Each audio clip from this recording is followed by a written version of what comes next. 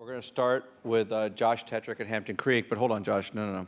Stand there. I have to rab you a bit before I let you on stage. So this is one of the most unlikely CEO stories, I got to tell you. So Josh grew up in Birmingham, Alabama, was the worst student in his high school class, but you can't tell with his skinny demeanor now, was a pretty good football player. So he played football at West Virginia.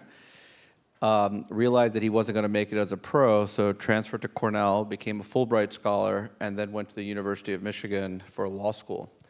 In somewhere in between, he worked in Liberia, and so I just imagine this like 240-pound linebacker for West Virginia from Alabama, and now he's like 175-pound scrawny vegan whose ass I could kick on a daily basis. So, anyways, with that, I thought I'd introduce Josh Tetrick at Hampton Creek.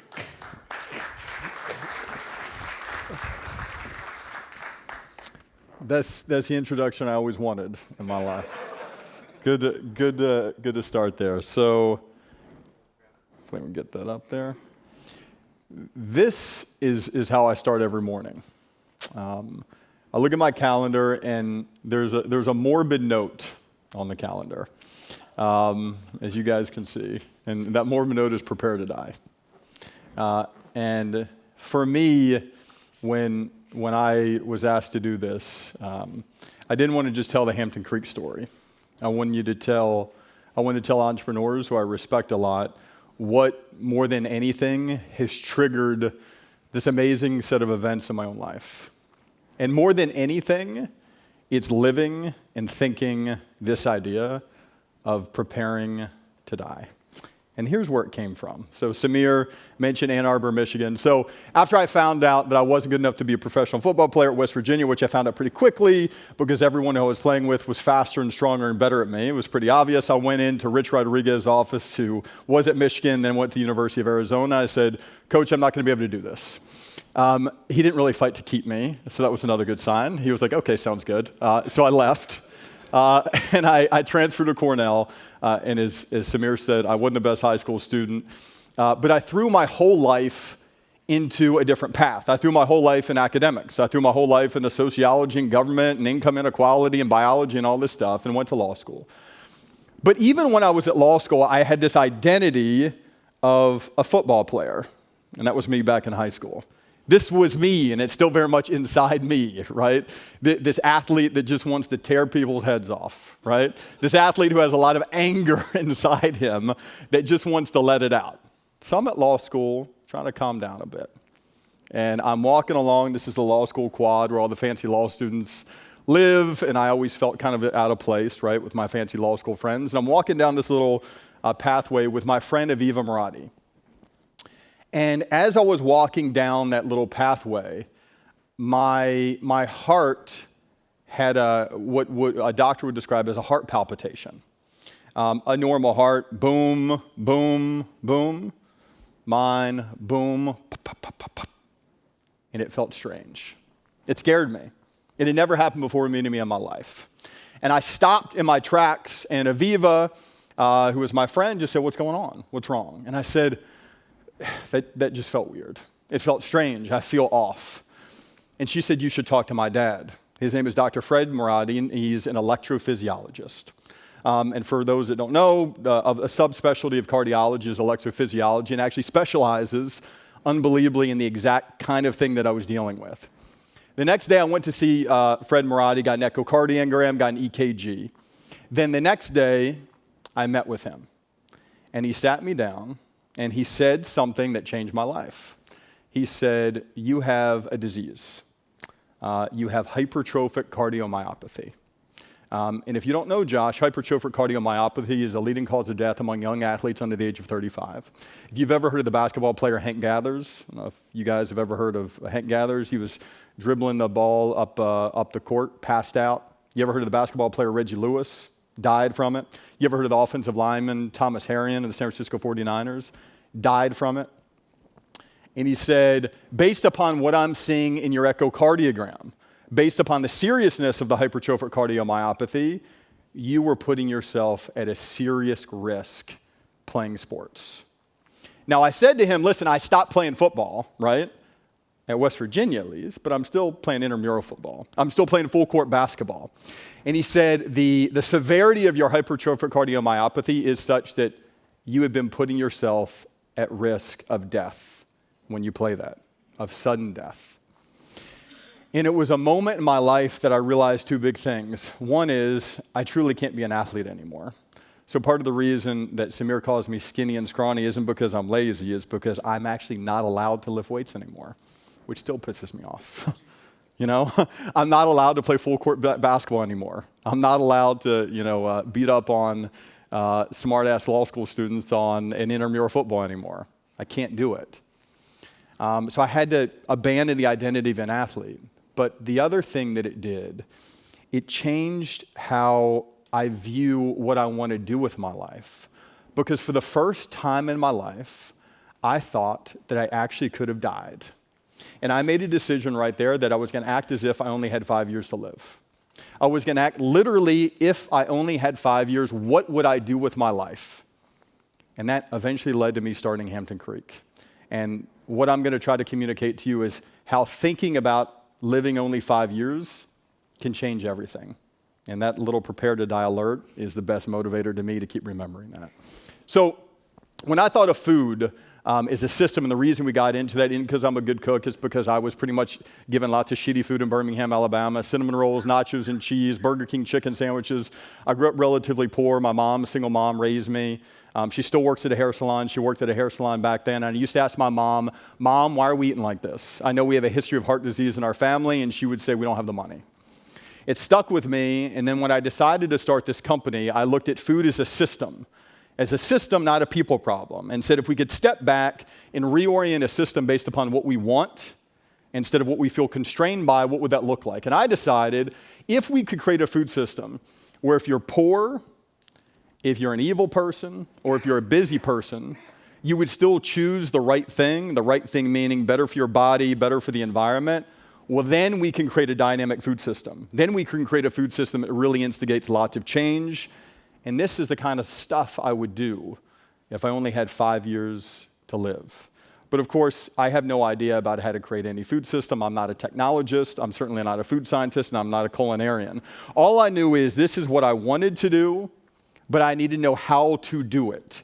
And when I first met Samir and I first met Vinod, from 2 to 10, I kind of knew. And my business model has changed pretty drastically from the moment we sat down together. But today, the means to get to the end is really based around a central insight, that there are 400,000 plants all around the world, 400,000 of them. For lots of strange reasons, we forgot. We become addicted to corn and cotton. We become addicted to wheat and soy. We forgot that there are all these species of plants out there grown by farmers in the Midwest and Asia and Alabama that have incredible properties out there that potentially could enable us to make better food, that potentially could enable us to make food more aligned with this instead of the alternative. So what our team does is we screen through all of these plants all around the world. This is our search space. We drill into their molecular properties like surface protein hydrophobicity, molecular properties like the molecular weight of the protein, and we connect what happens on a molecular level to what happens on a functional level. And that's a mouthfeel, but if you have a cookie, you can look at the cookie as, oh, this is a delicious cookie with chocolate chips. Or you can say, what makes that cookie a good cookie? Well, there's binding. There's browning that's happening there. There's aeration. There's flavor release. There's a mouthfeel. There's, of course, a cost structure that's happening there. So we identify plants out there in the world that potentially could be foundational elements to make that cookie better. And the same way Tesla might engineer a car with its parts to enable it to go really fast and emit nothing, right? Now, when we first started doing this, again, I didn't know what the hell I was doing. We did it in a very, very manual approach.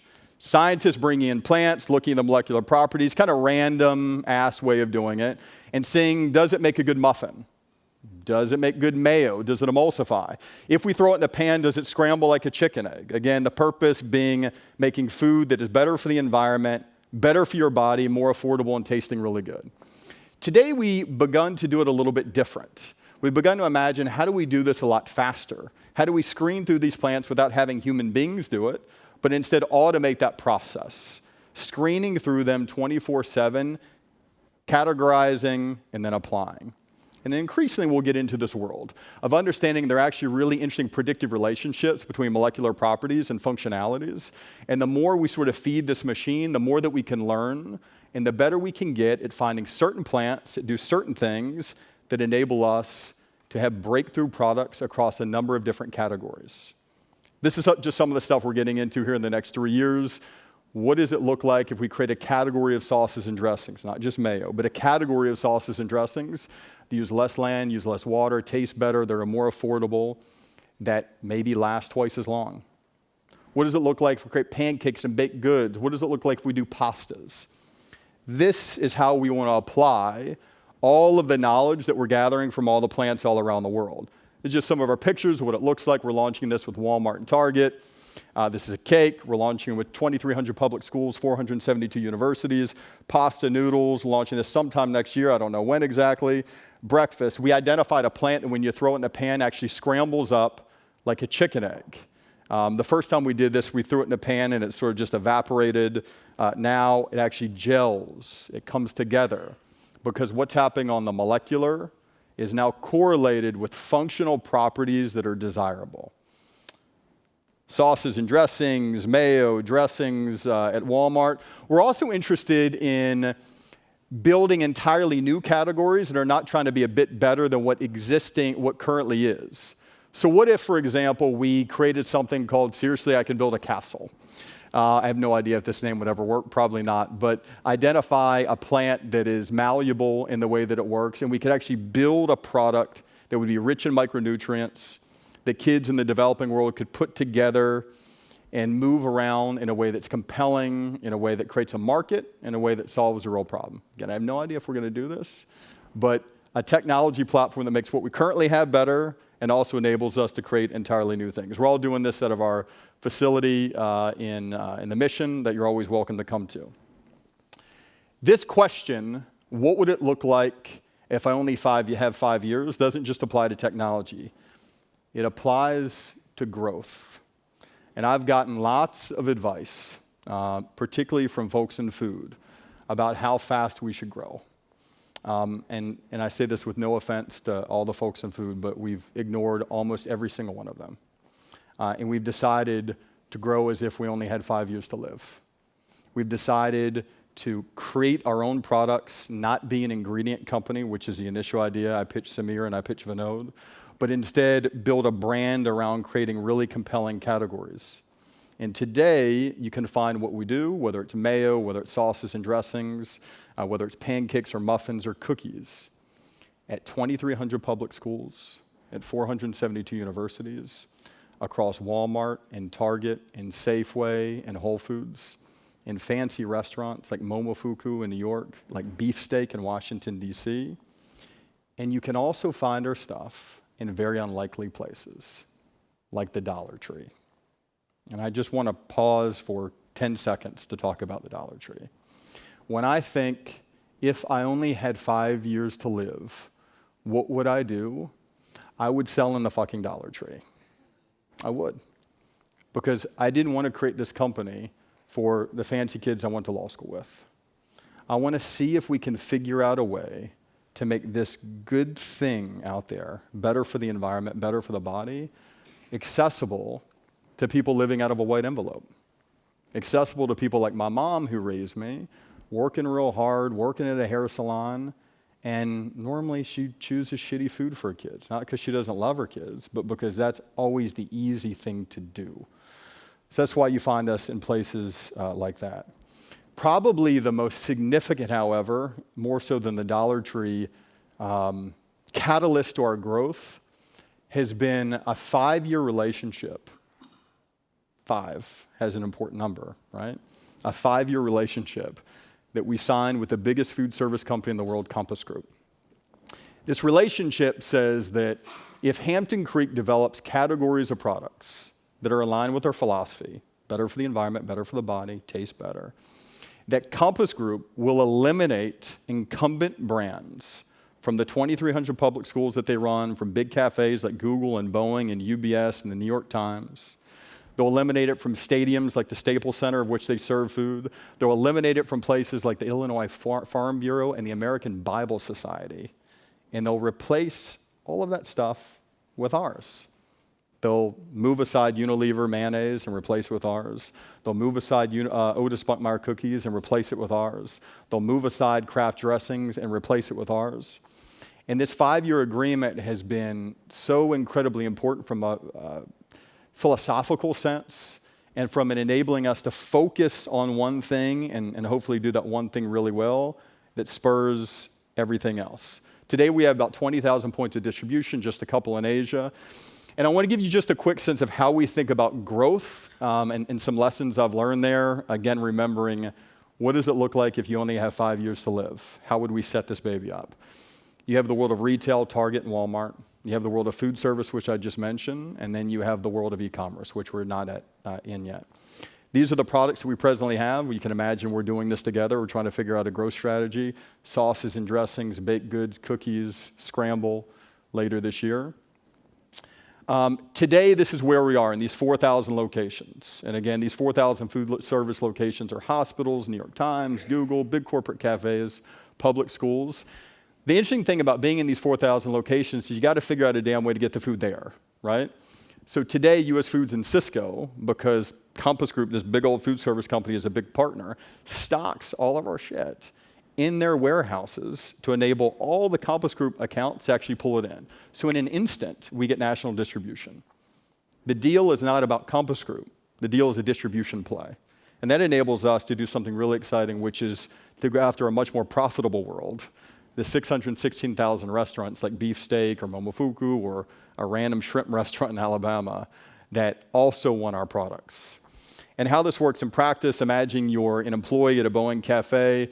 If you want to eat a cookie for dessert, you have one choice, there's a monopoly.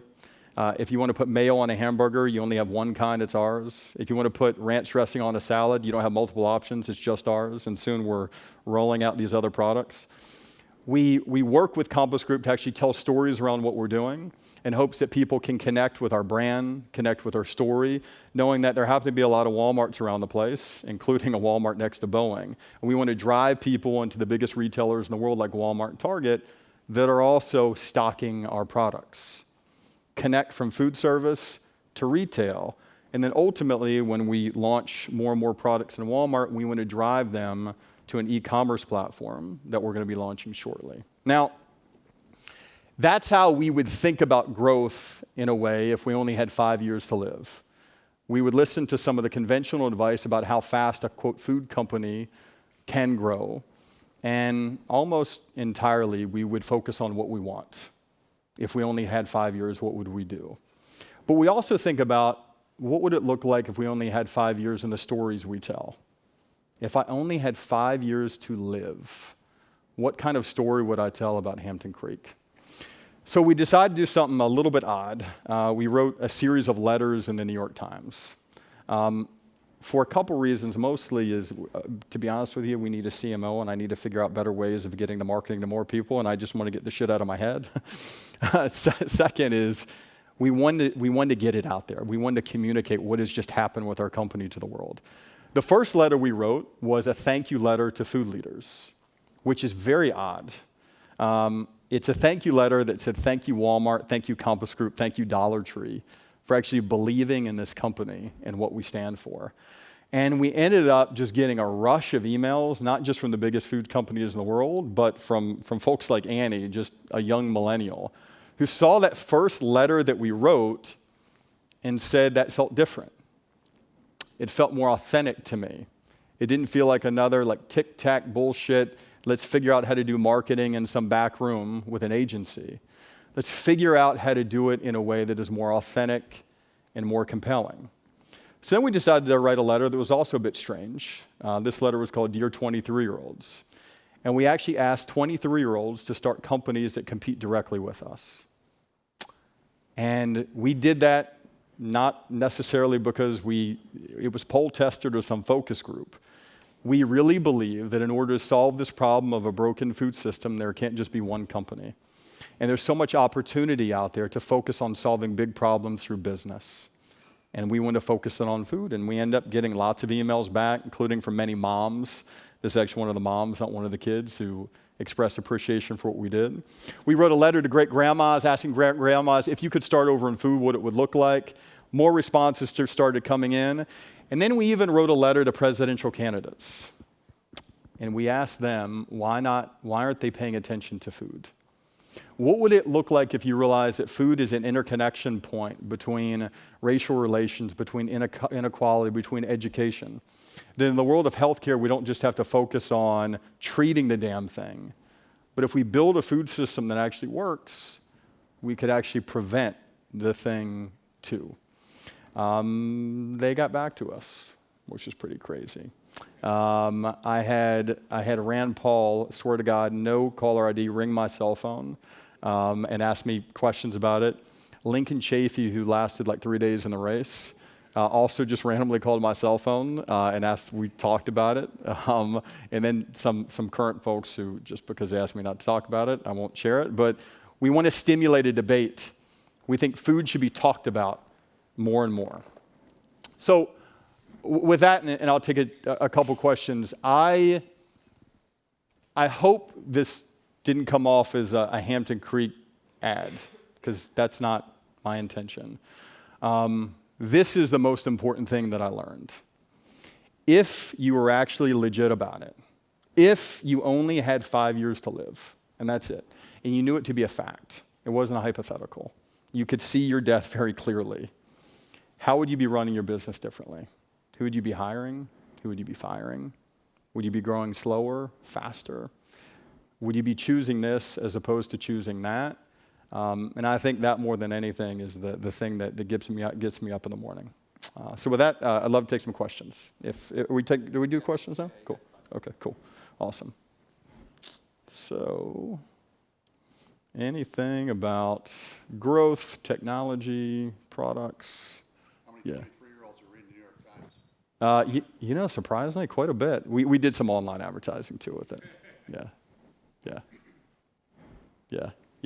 Hey, so been a large fan of yours ever since I saw Coastal invested on you. Yeah. You've been in the news quite a bit, both for great campaigns, but also on maybe having a little bit more controversial things, lawsuits and whatnot. It seems like you've transformed all that to growth and also a source of inspiration. Can you talk maybe a little bit about that? Yeah. I mean, I think, like truly when I met these guys, I didn't know what the hell I was doing at all. But I think a big lesson that I've learned that I think if you've been in this game for a while, you'll learn it is, just like in football, if you just focus like on the next fucking play and just focus on like doing the work of the next play, like shit takes care of itself, you know?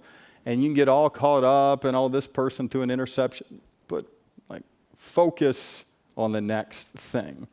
Put your head down, get some good people around you, and just do the work of it. And I think that more than anything has been really important to us. Whether Unilever launched a lawsuit against us and withdrew it 35 days later, the American egg lobby came after us trying to block the distribution of our products at Whole Foods, and on and on and on and on. But if we just remember who we are and remember like we might only have 5 years to live, it tends to be a pretty cool clarifier. You capitalized on the salmonella scare or the chicken scare some months, a year ago? Yeah, there was, so when we started the company, we were very much, we're finding plants to replace chicken eggs. That was kind of our thing.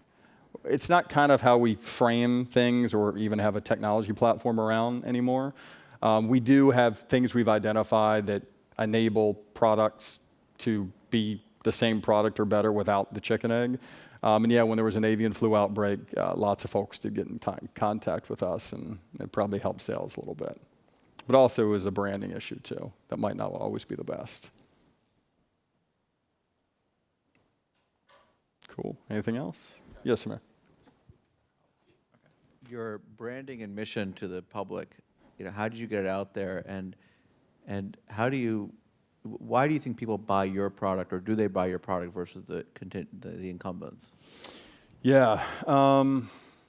So the branding and the message really, it started with kind of a steady and slow build-up with journalists. Bringing journalists into our place, into our environment. Not on an abstract phone, but just bringing them into the environment to feel what we're doing. Because the nature of being on a phone and stuff can kind of be abstract and a bit bullshit, but when you bring it in, you connect with the real people, people feel why you're doing, and I think 99% of the press we've been fortunate to get has been very positive, and the pen of a journalist kind of reflects that. That was an important thing. We also, Samir, have really tried to build relationships with influencers, folks like John Legend, big-time chefs out there who get our digital content out there, which has helped us, been pretty effective. We have good relationships with a lot of retailers, the Targets of the world that will tell our story for us along their channels. That's been an effective thing. And then that New York Times thing, as strange as it was, really got stuff out there and was helpful about it. And sorry, man, the second part of your question was? Why isn't everyone buying your product? Got it. I think a couple of reasons. I think one is, if you guys, as I'm sure you do, shop at the Oakland Walmart, if you went to the Oakland Walmart and you saw our stuff, it's on aisle 6, and it is in like a sea of crap, right? Like it's hidden there. And unfortunately, the nature of retail as it stands today, which is one of the reasons we're excited about an e-commerce platform, is you can get lost a little bit in there. And I think when we have the ability to communicate and tell our story, we win. And when we don't, we typically get lost. So that's one reason. So we try to figure out what are clever ways of connecting our story quickly, and then even giving folks a coupon to go into Walmart, to go into Target. This Compass Group thing we're experimenting with. But I think one of the big, in the next year or so, a big metric, like, are we doing what the hell we're doing or not, is can we take the story that we've been telling and like automate it more, distribute it in a more efficient way, so it's, it's not just me telling it, but we're really getting it out there, and that's a challenge we're trying to crack. Yeah, hey. Hey, how's it going? Hey, man. So how do you think about the regulatory structure around food, right? Like, it's heavily regulated. Like, if there's a food bill in DC, K Street is closed down and all the lobbyists are working on it. Yeah. Right? So, like, it's like an inherent challenge, right? Like, how do you sort of think about that in the future as you guys grow? Yeah, I'd say two things. So one is, I think there's a senator named Senator Mike Lee from Utah, whose policies I don't agree with. And there's a senator, Cory Booker, from New Jersey, whose policies I happen to agree a bit more with.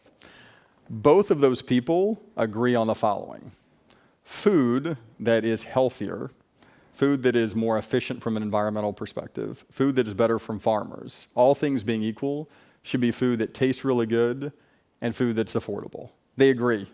Unbelievably so, they agree, So I think that's where it starts. How do we craft policies based upon like where we agree?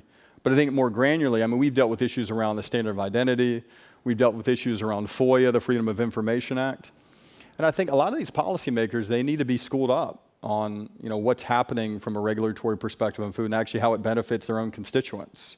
It gets lost. A lot of these regulations have kind of piled on each other over the course of like the last 6 years, and no one stepped back and just said, whoa, like, what do we want? Let's design it based upon what we want. So we actually hired a VP of policy recently who's been engaging more and more in regulatory and legislation. I will say, just because I can't help but say it with 8 seconds left, a big lesson for me is not to be antagonistic to the regulators, but I had the opportunity to sit down with our friends at the FDA and actually share our real story. Not our, here's the media story, but just like who we are. Like I told them, I'm trying to do this if I only had 5 years to live. And they got it. And they actually allowed us to keep the name Just Mayo. So as long, and this is important related to branding, so as long as we communicate what the word just means to us on the front of the label. And just to us, as defined now on every single jar of Just Mayo, means fairness, and it means equity. And they said, if you do that, we're good to go. So with that, appreciate it, guys. Thanks. Thank you, Josh. Thanks, David.